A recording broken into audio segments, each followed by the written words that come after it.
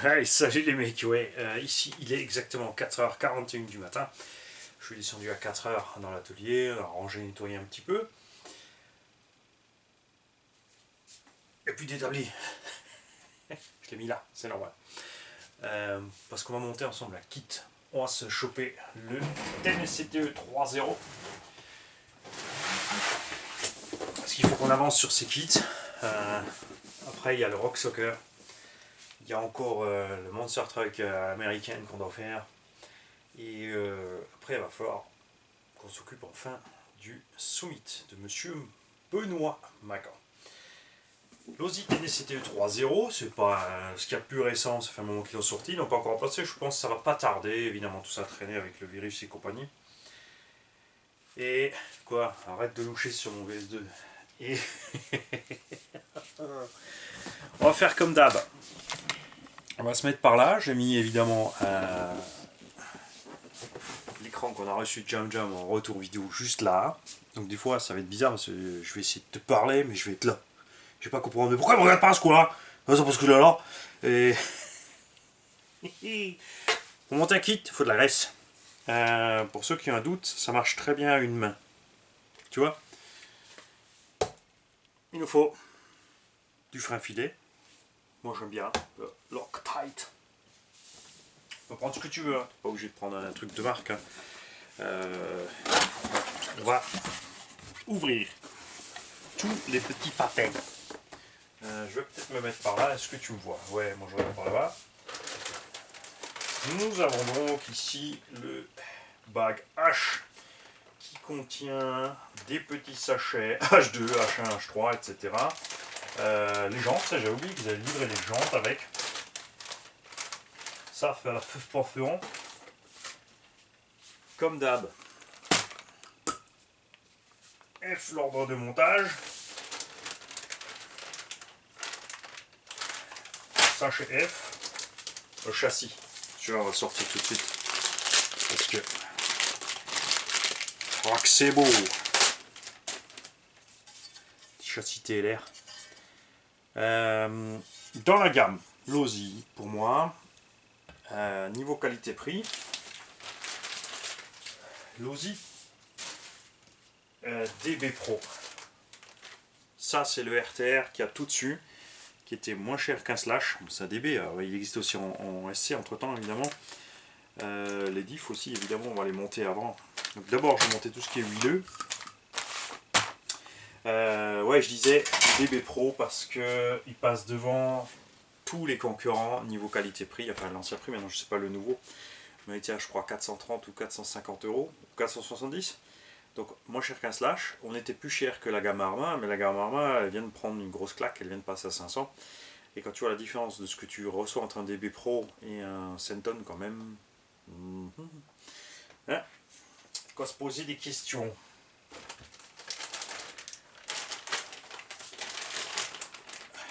Le bag B, le bag C. Alors ce qui est bien c'est qu'ils ont fait dans des étapes et des sous-étapes. Donc tu as à chaque fois la visserie avec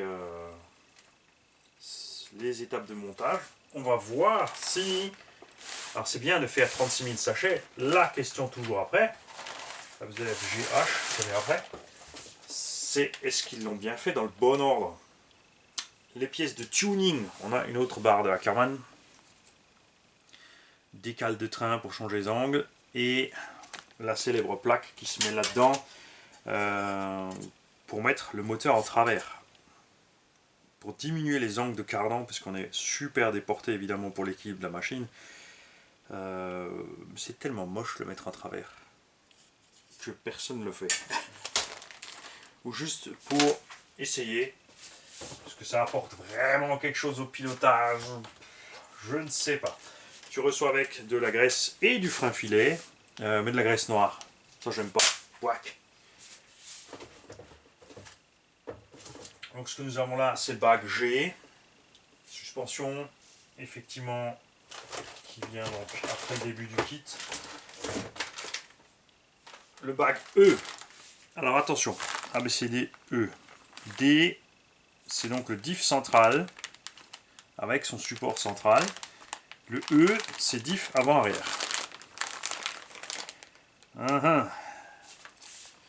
Alors, comment que je vais faire? Parce que je vais quand même pour une fois suivre la notice. Le sachet A, qui contient sauf cerveau, renfort de châssis. Alors c'est un kit toute option, le renfort de châssis reste quand même en plastique. On va aimer une liaison un peu 70-75 T6, tu vois, ou même carbone. Après c'est un TT, donc, ils ont laissé ça comme ça, parce que évidemment, il faut un minimum de flex quand même. Ça, c'est les petites pièces pour mettre sur la carrosserie. Les petits ailerons qu'ils aiment bien. L'antenne de 15 km toujours. Hein, tu dis toujours que tu vois, ils veulent toujours économiser. Tiens, t'as un truc sur le... Tu te souviens de celle-là? T'as un truc sur le nez là. Donc on va laisser ça de côté. Ça de côté. Et ça de côté. On va pas mettre. Ça m'ennuie. À l'intérieur, il nous reste les stickers, les masques de vitre. Tout ça pour la carreau. Donc ça, on va laisser là. On va mettre tout ceci avec cela. Et on va poser la boîte à côté. Nous faut évidemment des outils avec cette chose. Et... Ah, je sais, je suis nouveau pas dans un sens conventionnel. Je pourrais vous mettre derrière moi et tout ce que tu veux, mais bon. On va attaquer suspension. Tiens, sans la notice. Allez hop, blanc. Je te mets par là, regarde. Ça, comme ça.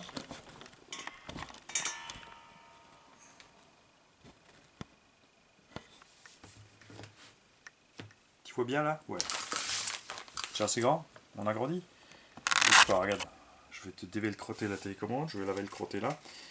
Et on va zoomer. Ouh. Ouais. Ça, tu vois vraiment que les pièces. Alors. Il faut toujours des ciseaux pour bricoler, faire remarquer. Nous avons donc de l'huile fournie avec 35W. Pardon, t'es là. Ça correspond à peu près à 400 CST en gros. Et de la 40, fait à peu près 450, 470. C'est exponentiel, donc c'est dans les grandes lignes. C'est juste pour que vous ayez une idée. On a des amortos qui sont capables de faire émulsion. Ils sont prévus d'ailleurs que pour ça. Il n'y a pas de membrane fournie avec. Tu n'as pas de choix. Tu fais gaffe en ouvrant le sachet de ne pas couper les joints. C'est clair. Alors, nous avons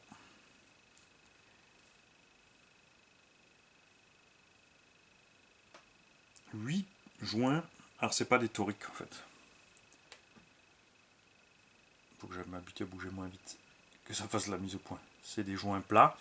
Ils sont même encore avec une double nervure là-dedans.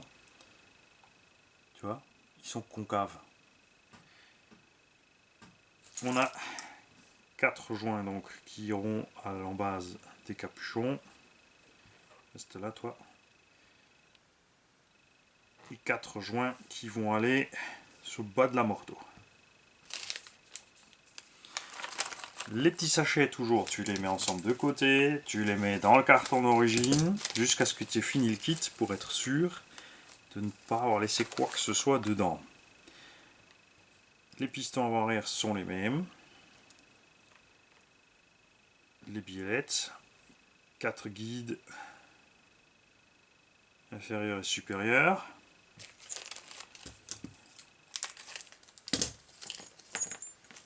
Tige d'amorto, tiens, pas du nitrate de titane, ça, c'est autre chose. Typique 1/10, donc avec des clips, pas avec des écrous, avec des vis. De toute façon, je préfère largement ça que ce qu'ils avaient fait. J'ai eu ça sur le 3.0. La tige percée, une vis à l'intérieur, le meilleur moyen que ça se dessert dans l'huile. L'avantage évidemment de la vis, c'est hauteur finale au-dessus du piston. Tu es à 0, tu peux monter plus haut dans le corps d'amorto. Les petits clips qui vont bien. Donc là, 2, 4, 6, 8. On a tout ce qu'il faut. Et les 4 rotules en alu. On va mettre là-dedans, donc attention avec les rotules en alu. C'est évidemment bien plus sensible que les rotules acier. Je préfère les rotules acier à l'usure. Là, le film va s'user avec le temps. Dans le plastoc, ça va prendre plus vite du jeu. C'est plus léger, c'est sûr. Mais c'est aussi plus sensible. On va faire comme toujours. On va en monter un ensemble. Et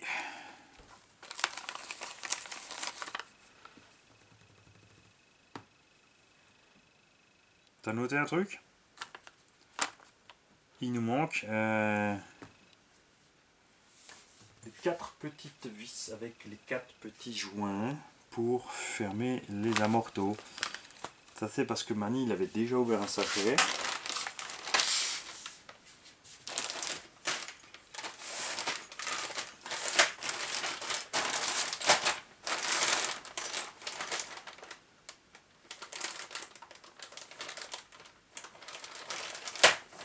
Mani il a déjà ouvert un sachet et ça a dû sortir de là. Ouh, j'ai pas les kikis. On va vérifier ça. C'est pas grave, dans le principe de montage, ça sera le même. On va monter un amorto ensemble. Bon, la notice c'est en grand. Hein. Pas trop de lumière par là. Tiens. Voilà. Je crois que plus grand c'est plus possible. Une page entière juste pour l'éclater du diff. C'est pas mal. On a donc des couronnes qui sont montées à part sur les plateaux de diff, ce qui fait que tu peux changer tes couronnes sans devoir à chaque fois ouvrir ou pas le diff. Pignon hélicoïdaux. Couronne pignon d'attaque. Ils te disent bien de mettre de la graisse, hein, tu vois bien. N'est-ce pas? Alors allons à l'étape suspension. Suspension, suspension. La couronne arrière donc de l'autre sens. Puisque la transmission est déportée sur la droite, surtout à l'arrière. Tu vas y arriver les amortos? Ouais, ils ont mis ça tout au bout, ça j'aime pas, tu vois. Effectivement, bague G, bague G, bague G. Donc je te confirme que c'est le Mani qui a quelque part égaré les vis avec les petits joints. C'est pas grave, on va les retrouver, vous en faites pas. C'est certain qu'elles sont pas loin. Mais on va pas s'amuser à les chercher maintenant, on va faire ça ensemble. Bien. Alors, moi je vais mettre l'huile plus épaisse devant, ça va être complètement égal à ce qu'ils proposent dans le kit. Généralement même sur mes engins pour le loisir, je mets la même huile partout, tout simplement pour simplifier la chose. Et ça me va très bien comme ça. Bien. Donc là, quand tu vas monter tout ça, tu as plusieurs solutions toujours pour lubrifier, ou tu mets de la graisse ou tu mets de l'huile. Un des deux. De toute façon, lubrifier, c'est lubrifier. Nous, on va utiliser l'huile qui est utilisée pour le montage. Ces guides-là, tu te trompes pas, ont un sens. C'est le cas sur beaucoup d'amortos. Ça va là-dedans.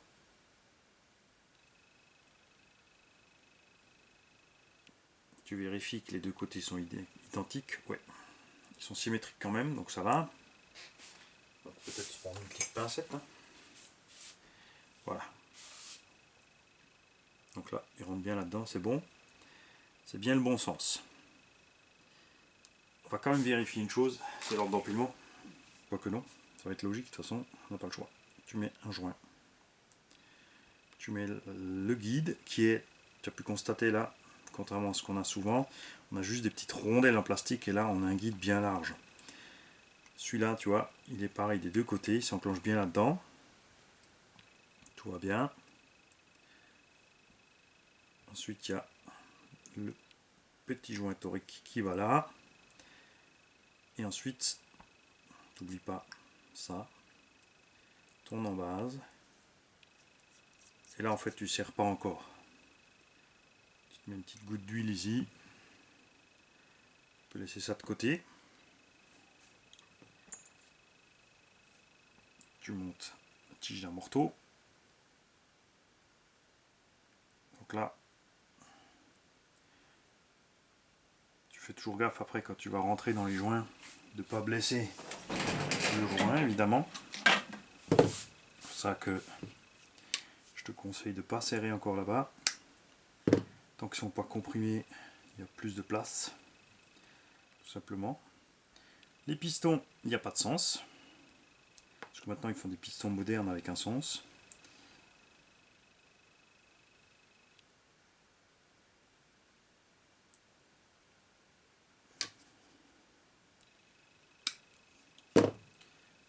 Ok, là tu vois, ce qui est bien avec le système à circlips, c'est que ton piston est toujours libre. Quand tu as des pistons vissés, je préfère toujours aussi le laisser libre, mais c'est pas toujours possible parce que justement, dans le cas d'une vis, c'est pas possible du tout. Dans le cas d'un écrou, il faut impérativement que la bague en caoutchouc du nil stop soit sur le filetage. Il y a des amortos où tu n'as pas assez de place pour faire ça, c'est beaucoup trop juste. Tu huiles ta tige d'amorto et tu fais gaffe au bout au filetage. C'est lui qui va blesser la suspecte au cas où. Mani il n'a pas fait attention à autre chose.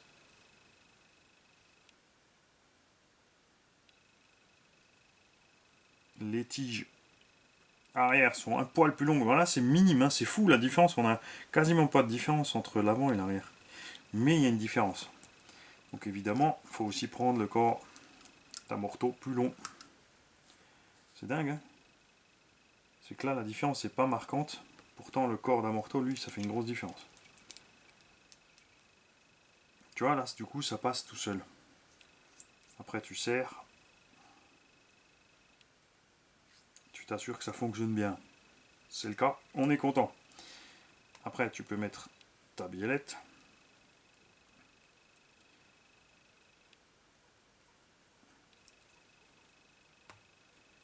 N'en faites pas, hein, l'huile qu'il y a dessus ne dérangera pas puisque c'est du plastique de toute façon. Alors, soit tu as assez de force, comme ça tu arrives à la main. Sinon, tu prends une pince et un chiffon. Pince pas là. Tu peux prendre une pince coupante et prendre juste là en base, puisque cette en base ne traversera jamais les joints. Je rappelle qu'il y a encore la petite bague en plastique, là, ou 2 mm à l'intérieur. Ou une pince spéciale. Ça dépend de chacun. Acheter une pince spéciale, il faut vraiment en avoir l'utilité. C'est vrai que moi je monte beaucoup de kits pour en avoir l'utilité. J'en ai une. En plus, elle est là. C'est une pince de toute façon en allure relativement tendre, qui est lisse et qui laisse pas de marque sur la tige d'un morteau tout simplement. Tu clipses la rotule, là aussi il y a des outils pour clipser les rotules.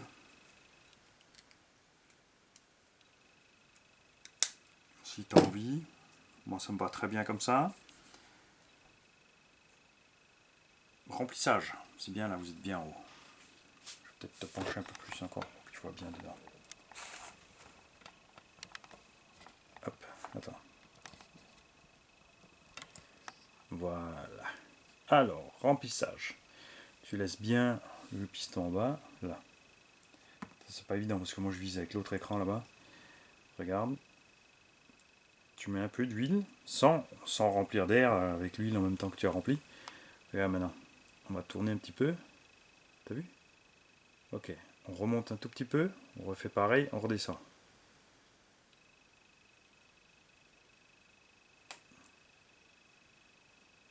Voilà. Tout petit mouvement sur 1 mm. Et là, je vois pas que la caméra. Ouais. On a bien sorti toute l'huile, toute l'air. Et si on en reste, elle est à la surface. Là, on va remplir à fond.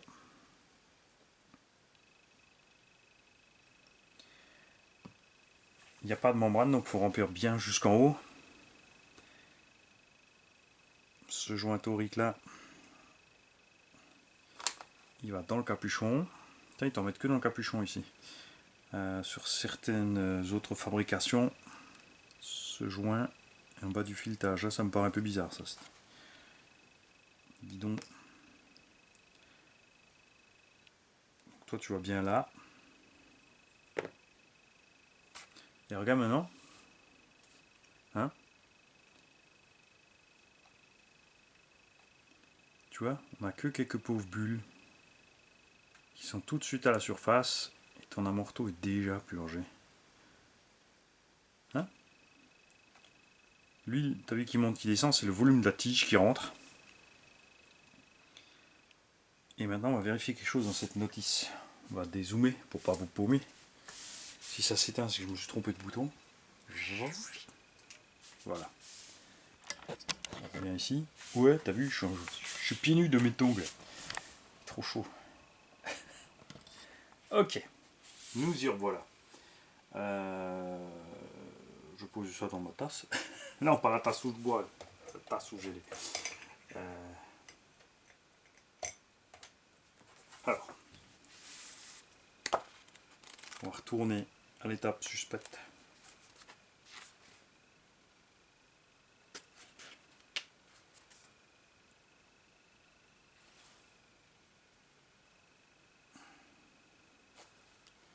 Il y a un sachet. Bah oui. Regarde. Mani n'a pas égaré les vis. Elles sont dans le sachet qu'il n'avait pas ouvert.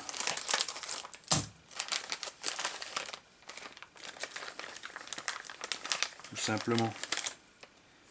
4 mini vis avec 4 petits joints en cuivre. Il y en a certains qui mettent juste une petite bague en téflon.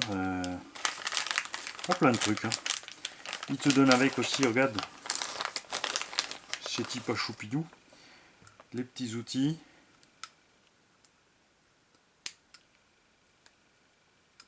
Pour serrer ton amorto. Waouh! Oh, le truc, j'ai jamais eu besoin. Si t'as pas cette force dans les doigts, n'hésite pas, utilise-le. Les ressorts, c'est rigolo de se retrouver avec des petits ressorts comme ça de 1/10 dans les mains. Enfin, même par rapport à un slash, hein, par exemple, c'est pas énorme.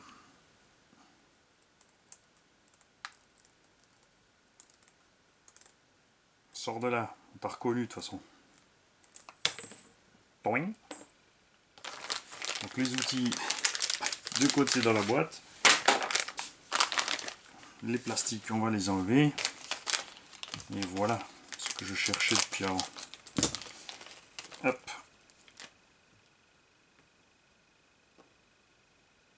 Alors, molette de réglage. Tu n'es pas obligé de mettre le joint torique, ça dépend de toi. Sans joint torique, c'est très facile à déplacer pour déplacer le réglage. Avec, ça va évidemment toujours un peu plus dur. Tout à fait normal. Mais il n'y a effectivement pas de joint en haut d'un capuchon à part le joint là qui est au bout du filet.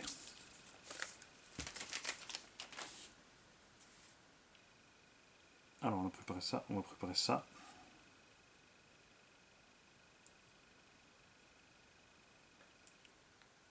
Comme toujours ici, chacun sa technique. Si tu veux de l'émulsion, donc il faut avoir de l'air dedans. Il y a plein de techniques pour avoir le même volume d'air partout. Moi, je ne veux pas d'air dans ma suspension. C'est hydraulique. Il y a de l'huile, donc j'ai pas besoin d'avoir des bulles d'air à l'intérieur. C'est comme je bois pas de l'eau gazeuse. Si je veux respirer, j'ouvre la bouche. Bien. On a rempli jusqu'en haut. On va voir si ça suffit. On va serrer délicatement là. Voilà. Maintenant, on va monter tout doucement la tige.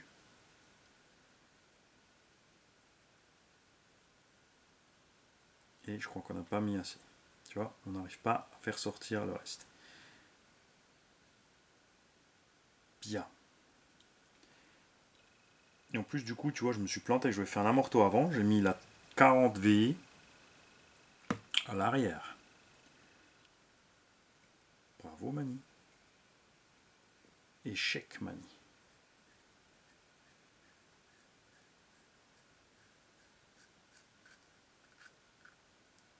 Ça tombe bien. Du coup, regarde. Hop. On va recommencer avec la bonne huile.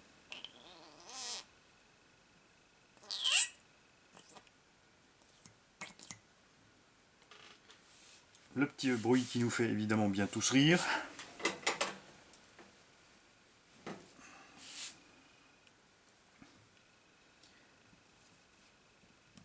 Bon, lui, ils n'ont pas été radins, hein. Ils t'ont filé 2 flacons entiers. Enfin, tu me diras au prix où ils te vendent le kit, ils n'ont pas intérêt. Bien, on recommence. Ça tombe bien, du coup, tu l'as à vitesse réelle.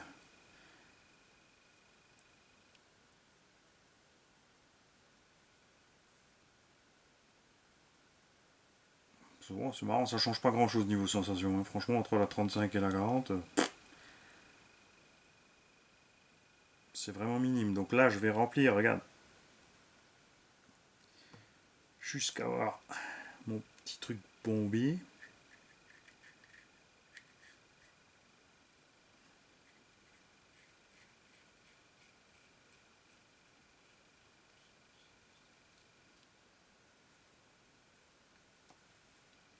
Voilà. Et là, je vais rentrer ma tige. Tu vois, maintenant j'ai de l'huile qui sort. Là, j'ai mis largement assez d'huile. Même trop. Donc pour les prochains, on le saura, on mettra un peu moins. Et ensuite, chacun sa technique. Alors, je t'explique. Tu peux mettre ça jusqu'à moitié, ou un peu moins, puisque le volume de la vis aussi encore va rentrer dedans et faire pression, n'est-ce pas? Pas l'oublier, le volume de la vis. Quelque part, j'avais du chiffon. Voilà.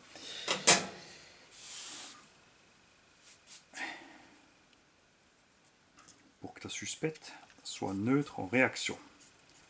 Moi, je ne veux pas la moindre bulle d'air dans ma suspecte. Donc maintenant, quand je vais tirer, je vais être en légère dépression, puisque le volume de la tige va manquer à l'intérieur. Tu vois? Et quand je vais enfoncer, je vais être en surpression quand même. Ça ne fonctionne pas. Parce qu'il n'y a pas de membrane. C'est pour ça que moi, je sors tout. Ce qu'il y a en trop, regarde. Hop. Tu maintiens bien. Tu auras quand même une légère petite pression, comme dit, au volume de la vis. Mais t'oublie pas que tu as la coupelle qui est montée en bas de toute façon. Et voilà.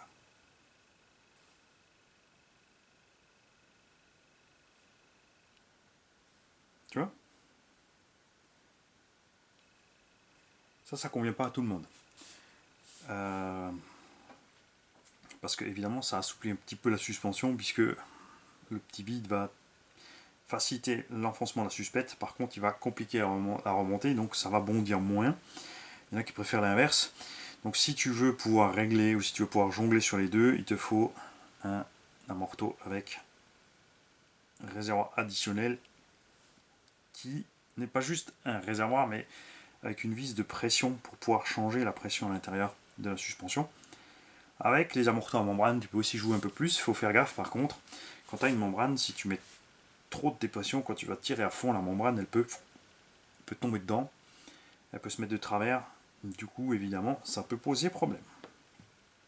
Donc là, c'est bien, on a déjà plein d'huile sur le corps d'amorto. Donc, le petit joint torique là, il va aller vite.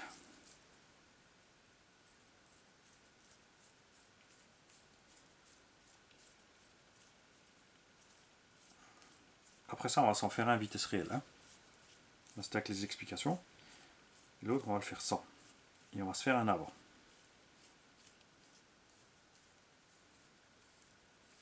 Alors dans la notice aussi, selon les montages de kit, hein, enfin c'est plus un indice, on va essayer, je ne l'ai pas trop vu, enfin même jamais, on te donne la longueur de ta tige d'amorto à avoir. Parce qu'évidemment, si tu vises plus ou moins ici, tu vas changer la longueur d'amorto.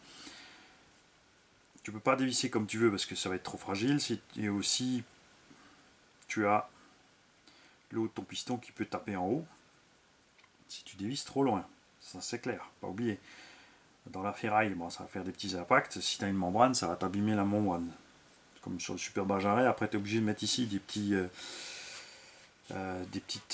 bagues de caoutchouc ici, des butées pour éviter d'aller trop loin dedans. Donc faut penser à ça. Moi je mets toujours mon marquage de peinture en haut, parce qu'en bas il est trop vite abîmé, j'aime pas ça. La coupelle, elle va dure sur le truc, mais ça s'arrête là, elle n'est pas spécialement fixée ni clipsée. On a un peu de marge, le ressort est plus court. Pourquoi ils font ça? Spécialement jeté, parce que tu peux avec la vis qui est dans le triangle, bloquer le débattement du triangle. Du coup, ton suspension est plus basse, et quand tu as un ressort trop long, tu vois, regarde ce qui se passe, c'est que tu augmentes la précontrainte. Donc si tu roules ici, tu vas toujours être sur la précontrainte entre on va dire entre moitié et maxi. Alors que c'est un ressort court, tu peux relâcher ici, et du coup, même en étant court sur la suspette, tu auras la pleine progressivité du ressort. Niveau sensation, c'est assez ferme. Évidemment, le kit est prévu pour circuit, donc on aura une suspension typée circuit. Tu vois, on a une réaction assez très freinée d'ailleurs. On va voir, une fois équipé avec le poids dessus, si ça va aller pour moi, évidemment pour le loisir. Parce que moi, je préfère sur les shortcuts avoir une suspension vraiment molle. C'est pas des engins que j'utilise pour faire des gros sauts en hauteur, c'est plus pour du saut en longueur et des trucs sympathiques. Et quand c'est trop ferme, la réaction n'est pas agréable. Mais je pense que ça devrait être pas mal. Alors, maintenant, on se concentre 2 secondes. On prend un corps d'amorto avant et une tige d'amorto avant. N'est-ce pas, Mani? Hop, allez, vitesse réelle. Tu démontes tout. Tu mets un joint torique à l'embase, le plus petit des deux. Tu mets le grand en haut. Tu fais attention aussi, hein. Il ne faut pas qu'il soit vrillé. Il faut qu'il soit bien monté à plat, hein, comme ils sont posés là. Tige d'amorto.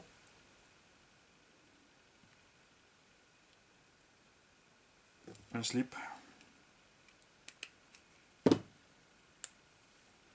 Hop. Deuxième slip, ouais, c'est comme les terroristes du 11 septembre. Hein. Attention, il faut bien en mettre 2 et avec le nom dessus. Hop.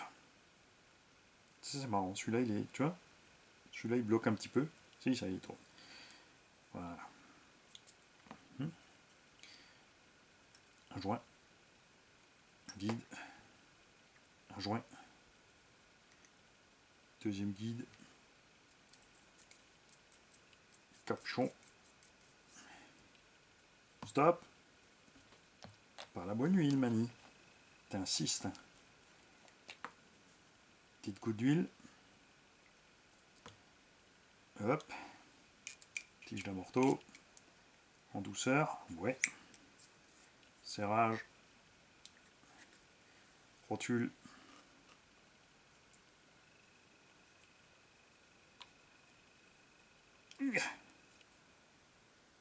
Ouais, il y a le trou qui fait, mais pas le filet. C'est à toi de le faire. Là, ça va devenir sport maintenant, avec de l'huile sur les mains.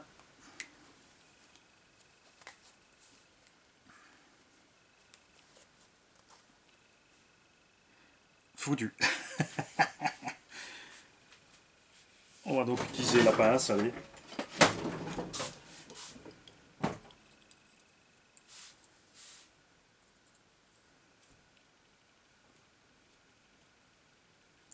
Si jamais tu veux prendre un outil pour faire tourner ta rotule, alors soit tu prends un truc qui va à plat dessus, je pense que tu peux prendre d'ailleurs le petit machin qui te livre avec là.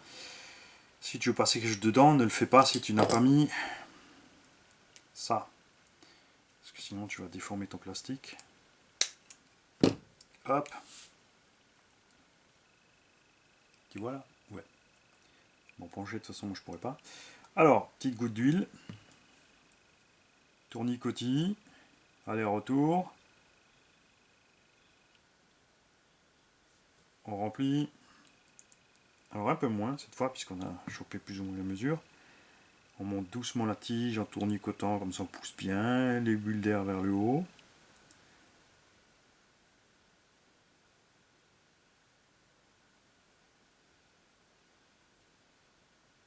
C'est ok. Capuchon.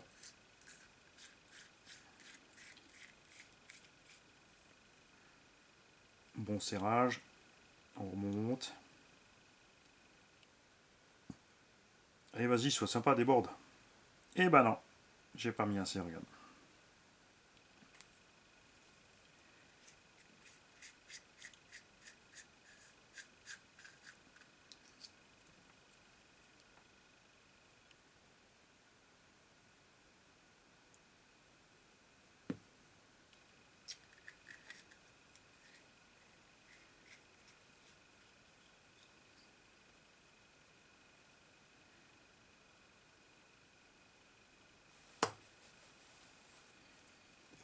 préparer la vis et le petit joint.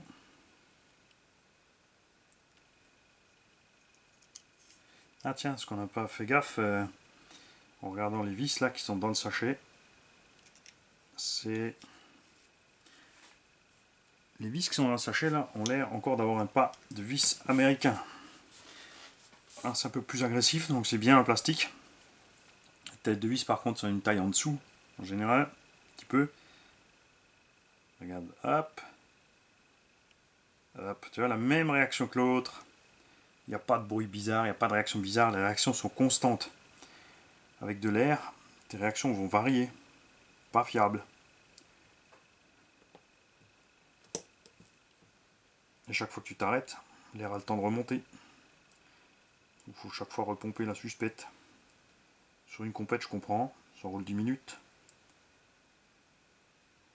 Mais mélanger de l'air et de l'huile revient au même que de mettre de l'huile plus fluide. Ou alors c'est la réaction par rapport au volume. L'air étant compressible, sur certains chocs, ça peut changer la suspette. Comme dit, ça chacun de trouver son petit bonheur. Moi, mon bonheur, c'est comme ça. C'est pas d'air dans l'huile et légère dépression sur la suspension. De toute façon, vous l'avez vu, par exemple sur le Outlaw Rampage Pro, la liaison au sol de ce fait est absolument géniale. Pouac, du violet rosâtre.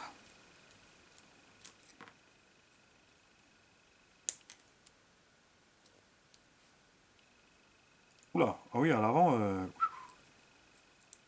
y a de la marge avec le ressort, c'est bien ce qui me semblait. Et c'est exactement pour cette raison que je vous ai nommé tout à l'heure, c'est que les compétiteurs devant, généralement, ils ont une garde au sol très basse. Pour éviter de lever trop le nez de l'engin à l'accélération. On va se mettre juste à ras, nous, hein. Mais c'est... Après c'est dommage, tu vois, parce que si vraiment ton véhicule est plus lourd, il faudra absolument changer les ressorts.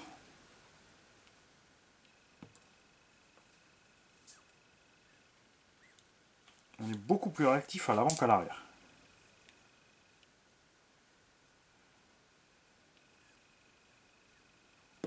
Mais est-ce qu'on est plus dur ou pas?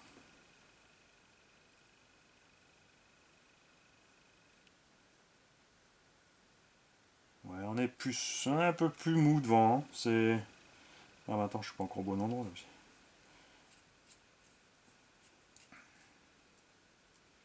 Voilà. On va se mettre pareil à ras devant derrière.